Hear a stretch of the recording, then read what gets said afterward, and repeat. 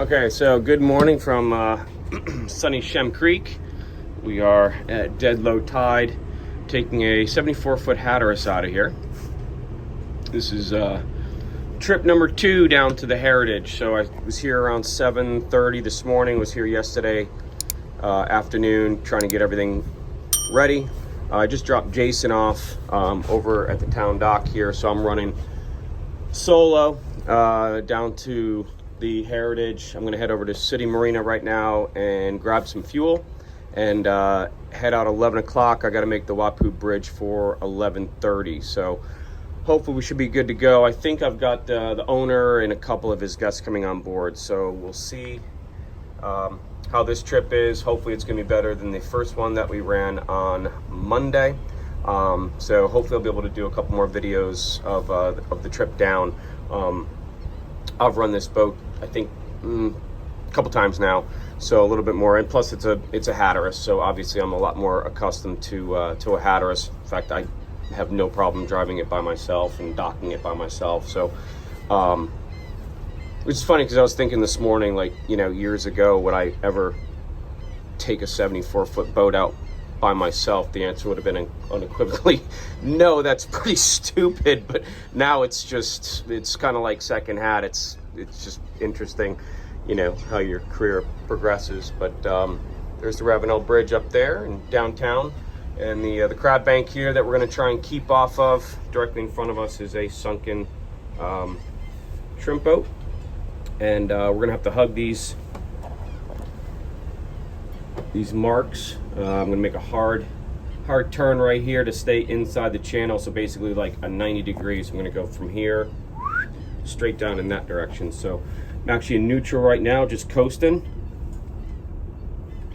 I got my rudder pretty much set at 0. Move that forward, and then I'm gonna come back on my port and just spin around. And like I said, we're coming out of here at dead low tide, so you got to be real careful. You can see, I mean, that's above ground right there. So, and especially way over there, where that little boat is. I don't know if you can see that or not, because I'm still kind of coming around the corner here. But yeah, there's a huge sandbar over there. In fact, last time I came out of here just a couple days ago with another boat, there was actually even it was like a 20-something foot center console that had run aground. So you got to be real careful and really hug these reds when you're coming out of Shem Creek, because all in here is built up, and that's the crab bank. So even at like high tide, you sort of got to be careful. So I'm going to pull out of here, and once we get out, there's also a hump that I'm always very concerned with coming in and out of Shem Creek. Once you get in here, like in this area here, it's not too bad. I mean, I'm in 6.5 feet worth of water. So I am concerned when I get out there where the hump is. We have touched ground a couple of times. Kind of just hold your breath and hope you get over it. But it's smack dab in the center of the channel. So I'm going to get out of here, and I'll do a quick video coming into city, I guess. Phew. All right, back up to 10 feet. I did have warnings, and I was, as one of my old clients said, I was making coffee. So we didn't touch bottom, but definitely turning up a lot of mud and silt and stuff like that. So really low tide, but we got out without a problem, coming up to 22 feet, and we're out in pretty clean water here. So I'm gonna go down and tend to lines and fenders, and we're gonna make our way over to City Marina, which is over in that direction. Okay, so because I'm running solo, I've got all my fenders out, and I've got my dock lines literally coiled up and draped over the edge here, up on the bow, and I've got a midship. And that way, when I pull to the dock, they don't have to find anything. It's already there. So it's coiled. Doesn't look good, but it's coiled nice, and then flaked over the edge, and then flaked over the edge there. So I've got 3 lines on that they can then grab. So I'm gonna run back up to the bridge, and we're gonna put this to the dock. Okay, so we're fueled up. Put 200 gallons in the main tank. There's 3 tanks on board this boat. There's a forward, a mid, and an aft keel tank.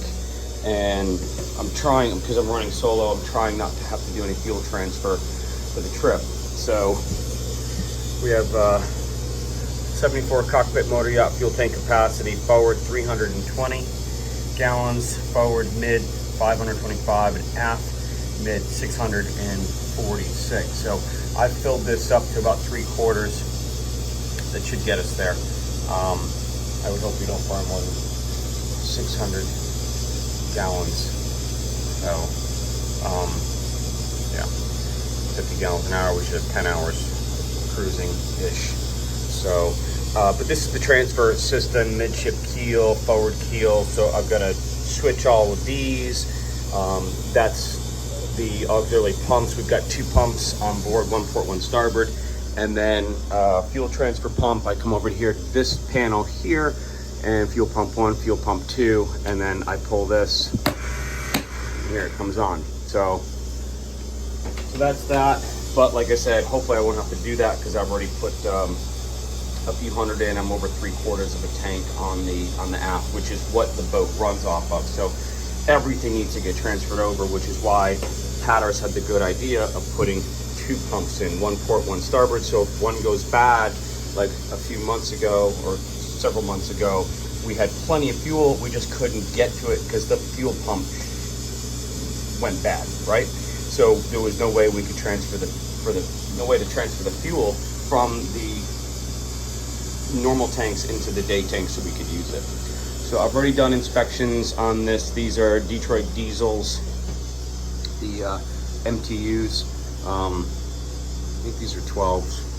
I forget. I've been to too many boats, but twin diesel. These are good engines. I have had some experience with I have experience with every engine, but have had experience with these engines, so they run pretty good.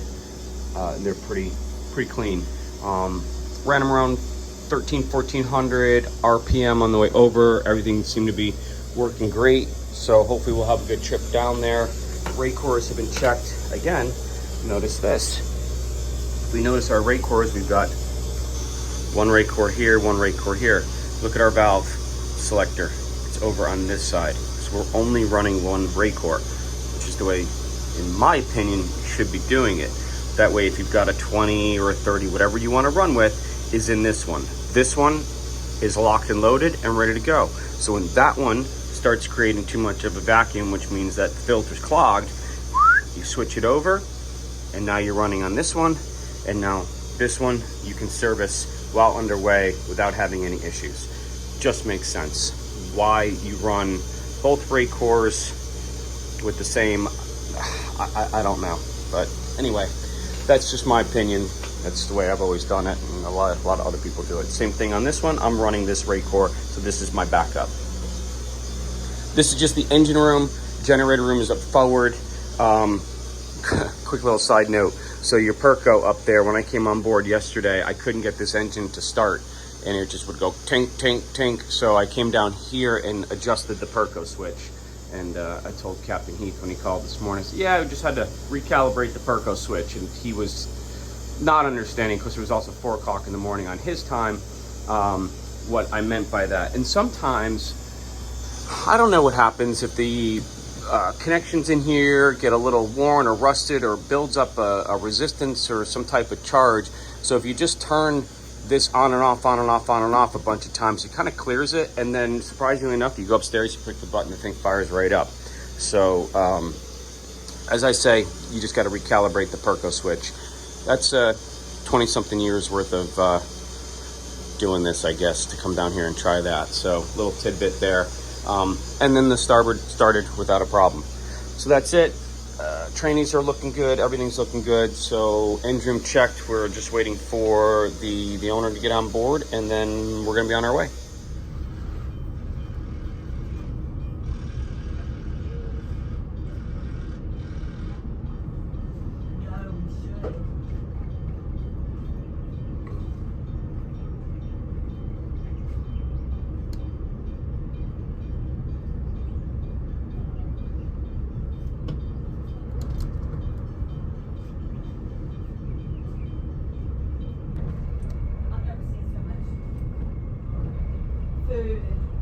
Attention. Waffle Bridge is preparing to open. Requested vessels, please remain on the fender.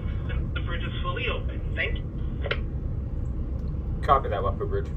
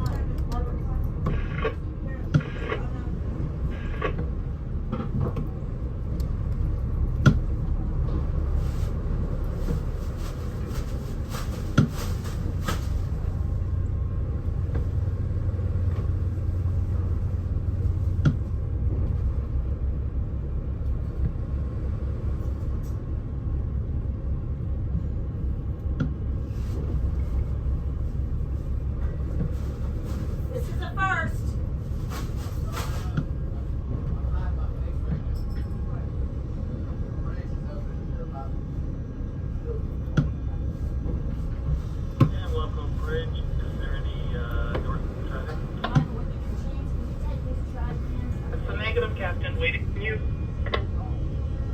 On our way, thanks. No, that might be.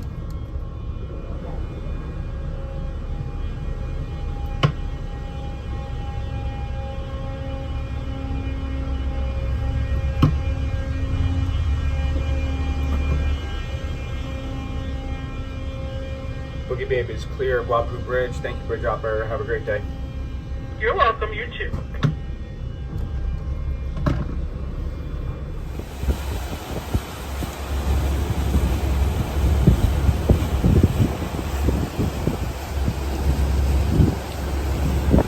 Beautiful country in here. This is like Ravenel, Hollywood. I'm going to do this quick. Got a lot of traffic coming up, a lot of talk on the radio. Up in the creek, they're doing some dredging, so I'm going to have to attend to that in a couple minutes. But we're coming up on the Edisto Bridge, and I got another boat coming through there, so I'm going to have to deal with that. So this is a quick one, but that's Edisto Bridge.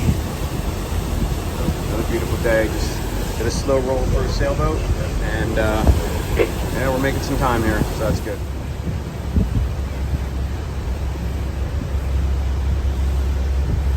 Coast Cherokee, the inbound motor vessel's flying, heading southbound. Come in. It's not me. That will be me shortly.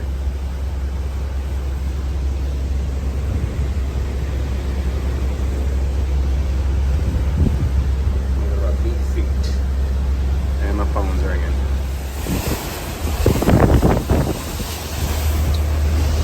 Beaufort's back up that way. We made it under the bridge. We're gonna come out here, come across down into Skull Creek, down the backside of Hilton Head, all the way through here, down, and then there. So, doing 15.9, not bad, 1,500 RPM, and doing 21 gallons a side. So, making progress here. It's beautiful out, but I heard it's pretty windy at the marina, so yeah, we'll see what happens. Making good time.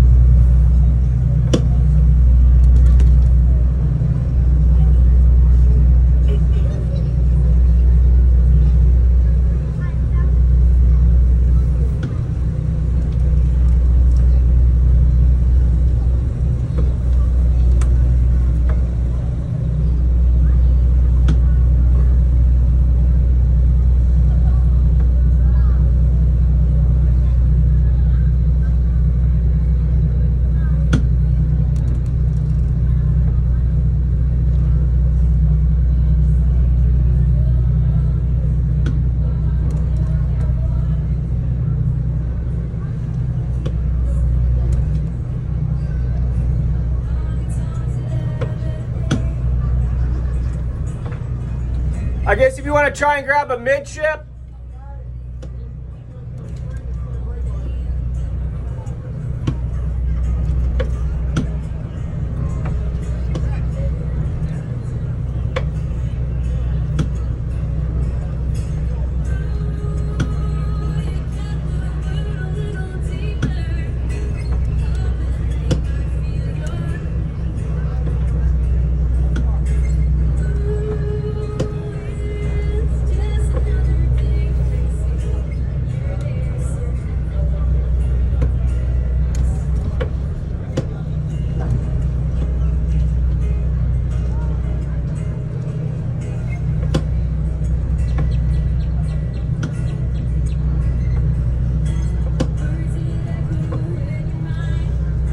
You got a line on?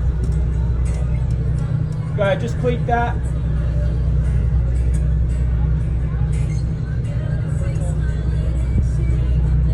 Why is that open? There you go. Okay, you ready? I think I gotta come in a little bit more to grab that stern, don't you? I know. I think I gotta come in a little bit farther so you can grab a stern, right? Unless we can, I mean, grab, you know, I think we gotta come in a little bit more.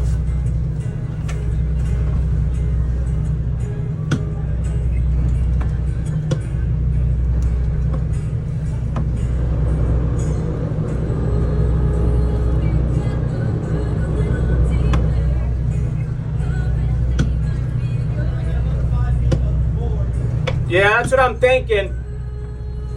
And hopefully we can catch that stern. What do you think?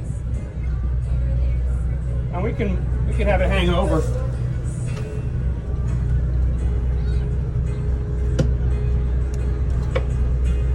Nudge it right up on that concrete piling.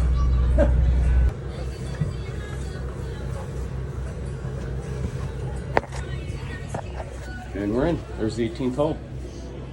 Welcome to golf. Hilton Head Island.